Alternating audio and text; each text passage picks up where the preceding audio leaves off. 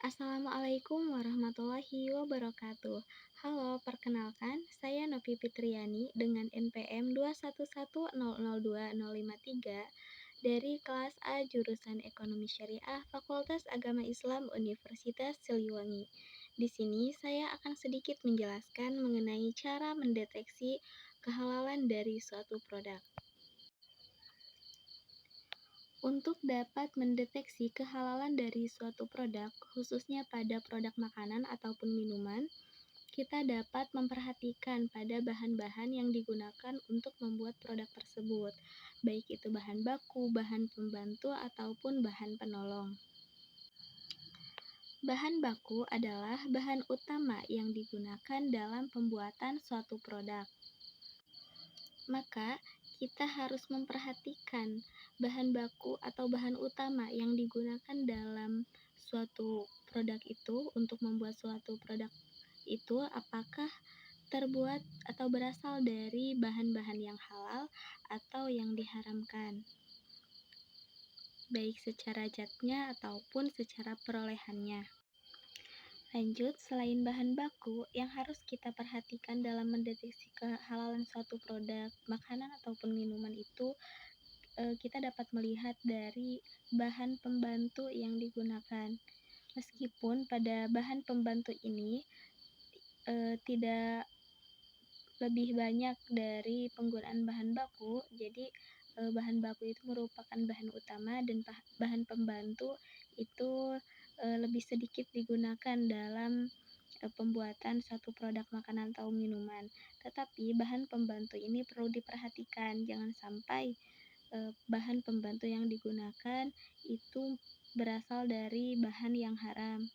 Karena jika bahan pembantu yang digunakan berasal dari bahan yang haram atau terkontaminasi oleh barang-barang haram, maka kehalalan dari produk makanan atau minuman tersebut juga dapat terganggu atau hukumnya menjadi haram. Selanjutnya, bahan yang harus kita perhatikan adalah bahan penolong. Ini biasanya digunakan sebagai contohnya adalah pelarut.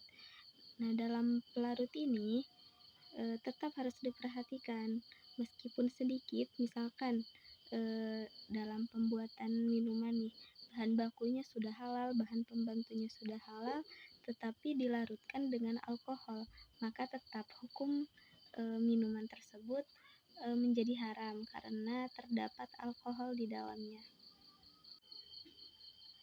Baik, tadi saya sudah menjelaskan mengenai cara mendeteksi kehalalan suatu produk dari bahan bakunya.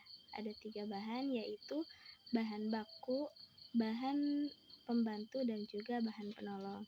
Selanjutnya, terdapat cara mendeteksi suatu produk, kehalalan dari suatu produk, yaitu dengan mencerna proses yang digunakan dalam pembuatan produk tersebut.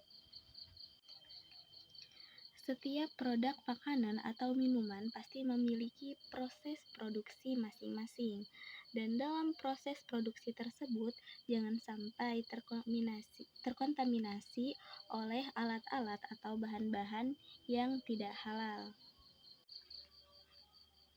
Jadi, dalam memilih suatu produk makanan atau minuman, kita harus memperhatikan baik dari bahan yang digunakan ataupun cara pembuatannya, apakah ada unsur haram atau ada najis yang bercampur dengan makanan atau minuman tersebut.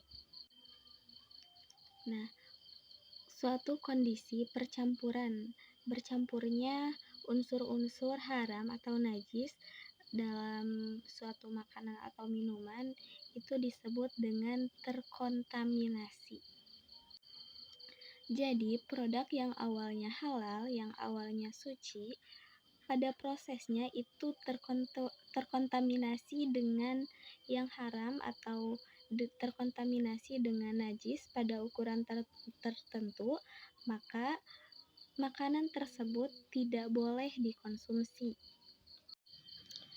Sebagai contoh, suatu produk makanan itu tempat produksinya dekat dengan peternakan babi. Kemudian ada salah satu alat yang digunakan untuk membuat makanan tersebut dijilat oleh babi. Jadi ada liur babi dalam alat tersebut. Oleh karena itu, dalam alat tersebut itu terdapat najis mughaladhoh karena berasal dari babi. Kemudian alat tersebut tidak disucikan terlebih dahulu dan langsung digunakan untuk membuat suatu makanan. Dan najis mughaladhoh pun bercampur dengan makanan tersebut.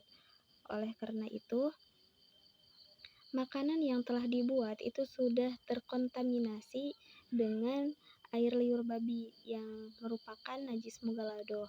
Oleh karena itu, makanan tersebut tidak dapat dikonsumsi karena sudah terkontaminasi dengan najis.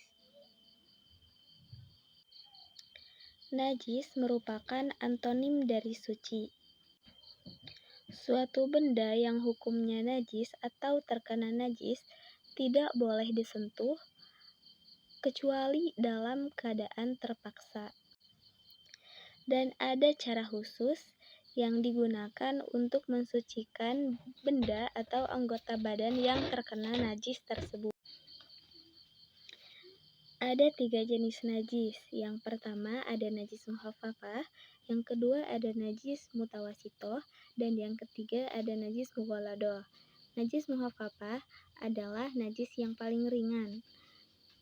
Contohnya adalah air kencing dari bayi laki-laki yang berusia di bawah 2 tahun dan belum memakan apapun selain dari ASI.